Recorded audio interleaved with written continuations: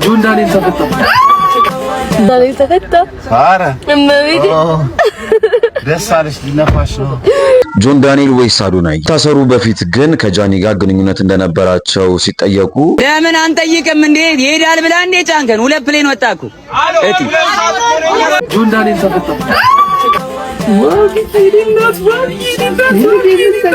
ዛሬ ሰርፕራይዝ አለኝ።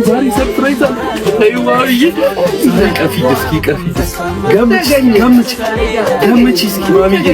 ኧረ ገምቺ። አልመጣም ሌላ ነገር ማሚዬ።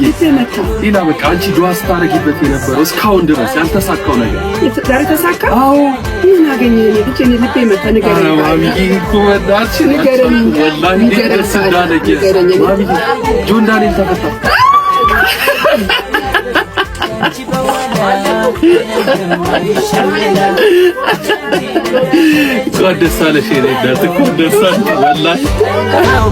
እነ ጆን ዳንኤልን ከእስር መፈታት ወይም ደግሞ ከእስር እንዲፈቱ ውሳኔ መተላለፉን ተከትሎ ብዙዎቹ ስንት ዓመት ተፈርዶባቸው ነው የሚል ጥያቄን ስታቀርቡልኝ ነበረ። ታዲያ ይህንን መረጃ ዝርዝሩን ልንገራችሁ። ፌዴራል ከፍተኛ ፍርድ ቤት አንደኛ ልዩ ከባድ ወንጀሎች ከኢትዮጵያ አየር መንገድ ደህንነት ጋር ተያይዞ በወንጀል የተከሰሱትን እነ ጆን ዳንኤልን ማለት ነው በእስራት እንዲቀጡ ወስኖ የታሰሩት ግን በቂ ስለሆነ ከእስር እንዲፈቱ ነው ትዕዛዝ የሰጠው። ታዲያ ተከሳሾች በተከሰሱበት የህግ አንቀጽ ጥፋተኛ የተባሉ ሲሆን ችሎቱ ታዲያ በዛሬው ዕለት የአቃቢ ህግን የቅጣት ማክበጃ እንዲሁም ደግሞ የተከሳሾችን የቅጣት ማቅለያ መርምሮ ነው ውሳኔ ያሳለፈው። በዚህም ታዲያ ተከሳሾች የተከሰሱበት የህግ አንቀጽ ቀላል እስራትን የሚያስከትል በመሆኑ አንደኛ ተከሳሽ በአንድ ዓመት ከ4 ወር ማለትም እንደሚታወቀው እሱ 2016 ነሐሴ 16 በቁጥጥር ስር መዋላቸው ይታወቃል። አንድ ዓመት ከ4 ወር አካባቢ አሁን ላይ ታስሯል ማለት ነው። ይህ የጆን ዳንኤል ውሳኔ ነው። ሁለተኛና ሶስተኛ እና እንዲሁም ደግሞ ስድስተኛ ተከሳሾች ደግሞ በ8 ወር እንዲሁም ደግሞ አራተኛ ተከሳሽም በ10 ወር እስራት እንዲቀጡ ወስኗል። አራተኛ ተከሳሽ ታዲያ ኤልያስ ድሪባ በቀድሞ ስሙ ዳዊት ድሪባ እንደሆነ ልብ ይላሉ። በመሆኑም ታዲያ ተከሳሾቹ በእስር ላይ የቆዩበት ጊዜ ተሰልቶ ተከሳሾቹ እንዲፈቱ የፌዴራል ከፍተኛ ፍርድ ቤት አንደኛ ልዩ ከባድ ወንጀል ችሎት ውሳኔን አሳልፏል። እግዚአብሔር ምስክሬ ማለት ነው። ጌታ ምስክሬ ያለቀሰ እና ዋርድ ዚት እንዴት ገምቱ እና ዋርድ ዛሬ ጆን ዳንኤል ጋር ነበርኩ። አዋርድ እሱ እስኪመጣ ድረስ እኔ ይሆናል አዋርድ ማለት ነው። አው እዛ ላይ ስሙን አልጠቀስኩም እዛ አዋርዱ ቦታ ላይ ምክንያቱም ድጋሚ አጀንዳ መፍጠር ይሆናል ብዬ ስላሰብኩ ነው። እና ይሄ አዋርድ ሁላችንም ላይቭ ስትሪም ላስጀመረን ብዙ ላበረታታል ይሄ አዋርድ ጆዬ ነው። በእውነት የምሬን ነው የምላችሁ። ባይዘዌ እግዚአብሔር ምስክሬ ማለት ነው። ጌታ ምስክሬ አለቀሰ። እግዚአብሔርን አለቀሰ። ባይዘዌ ጆን ዳንኤል ስነግረው አለቀሰ። ጌታ ምስክሬ አለቀሰ። ለምን አንጠይቅም እንዴ? ይሄዳል ብላ እንዴ ጫንከን? ሁለት ፕሌን ወጣኩ እቲ ሁለት ፕሌን ምንም አይከሰከስም። መጀመሪያ ያወራውን ቀድቼዋለሁ።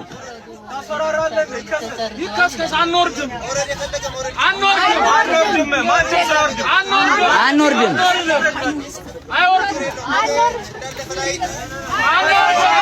አንፈልግም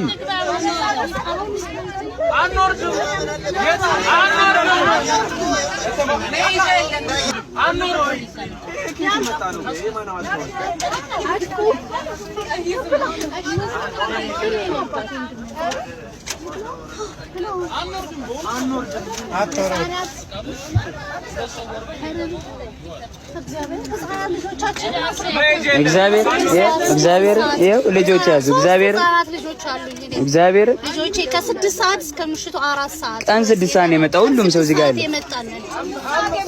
5 ሰዓት የመጣም አለ። እኔ የመጣሁበት ነው። እኔ 6 ሰዓት ነው እዚህ ግቢ ውስጥ የገባው 3 ልጆች ይዤ ማለት ነው። ፕሌን ውስጥ ራሱ 1 ሰዓት ተኩል ነው። መኪና ላይ ገብተህ ፕሌን ላይ 2 ሰዓት ላይ ፕሌን ላይ ነበር። ከ2 ሰዓት እስከ 4 ሰዓት አጥቷል።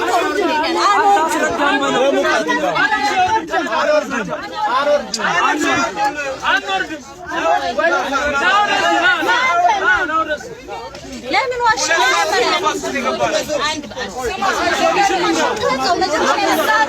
ከናብረዚህ ከናዝሬት ይመጣናል መመለስ አንችልም። ስለዚህ ማለራሽን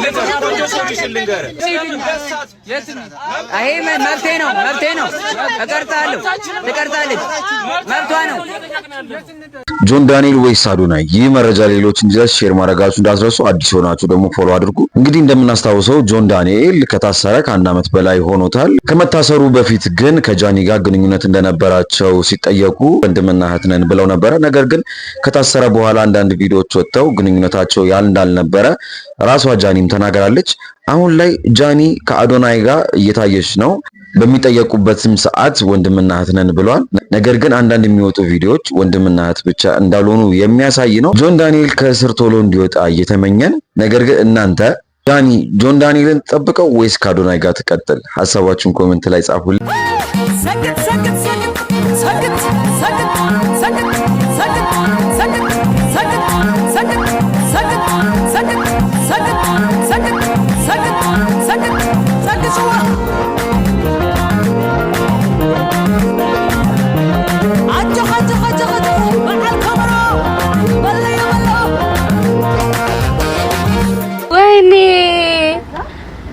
እኔ አታምኑኝማ ቴክስታችን ውስጥ ቆይ ገብቼ እኔና የጆ ተክልዬ ናቸው ዛሬ ብዬ ባለፈው ማለት ነው ባለፈው የሚቀርብ ቀን ተክልዬ ናቸው ማርያምን እንዳታስብ እያልኩት ቆይ ጌታን ቴክስቱን ላሳያችኋለሁ ጋይስ።